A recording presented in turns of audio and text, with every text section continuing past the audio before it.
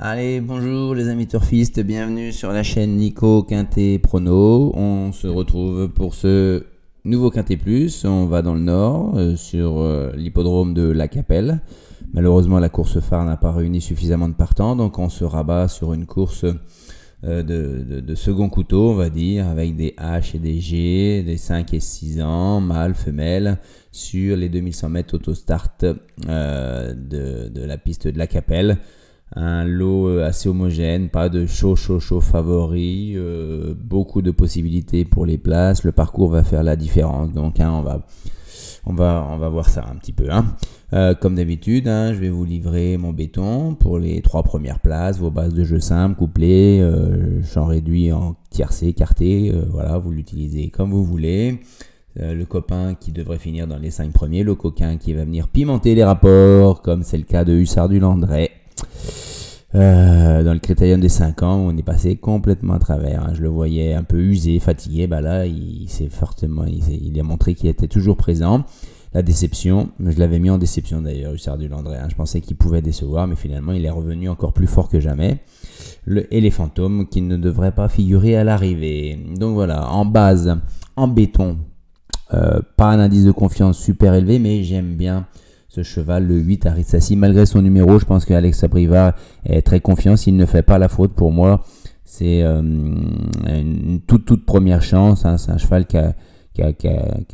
qui s'est placé, je crois, 13 fois sur 20 dans les 3 premiers.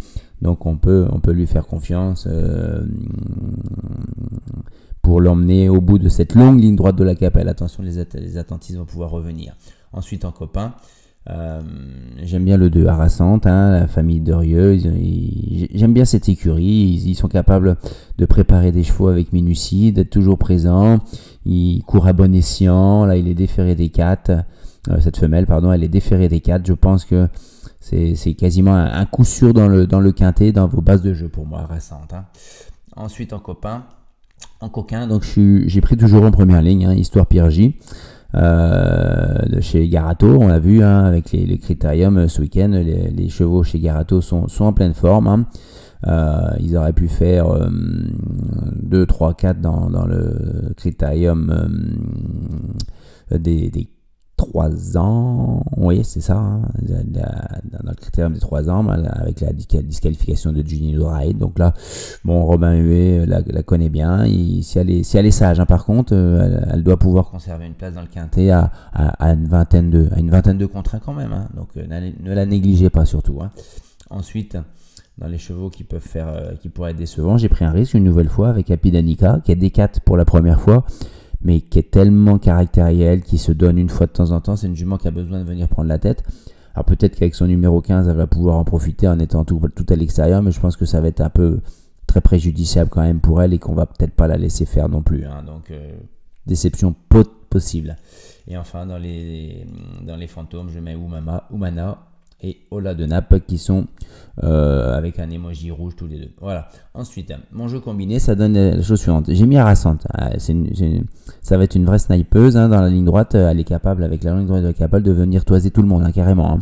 Donc, même si elle ne gagne pas souvent, j'ai tenté le coup de la mettre devant. Elle sera à moins de 10 contre 1. On sait que c'est souvent la cote des gagnants dans les quintets. Donc, 3 fois sur 4. Ensuite, on met Aritsassi, bien sûr, mon béton. Ensuite, je lui mets Iruigo le Dubois, qui court peu. Est-ce qu'il va être prêt à 100% pour venir jouer la gagne? Mais bon, il est incontournable. Le 12, High Fire d'Herpé avec Bruno Maris, c'est ses meilleures chances des deux, même s'il part en deuxième ligne.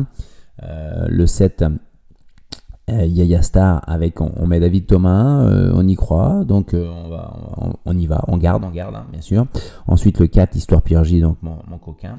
Et ensuite, j'ai pris Hacienda des Bois avec Mata Brivard. J'ai hésité, mais c'est souvent un cheval qui vient prendre des petits lots, des petits chèques. Là, avec son numéro 10 intérieur, si ça s'ouvre, il peut être là.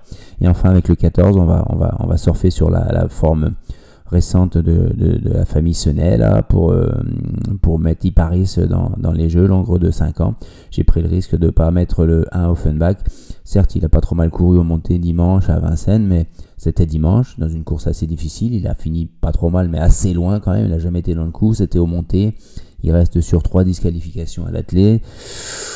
Ça aurait été vraiment une course visée, il n'aurait pas couru dimanche, hein, je sais pas, hein, j'aime pas trop ces courses très rapprochées pour des chevaux comme ça, un peu comme Fidel Royal, là, il est souvent disqualifié. Bon bref, donc voilà les amis, on se retrouvera mercredi matin, demain matin pour le Quintet Plus de jeudi à Vincennes, hein. Vous êtes de plus en plus nombreuses à me retrouver, un petit pouce bleu ça fait avancer les choses, s'abonner ça vous permet d'être informé de suite des nouveaux pronostics.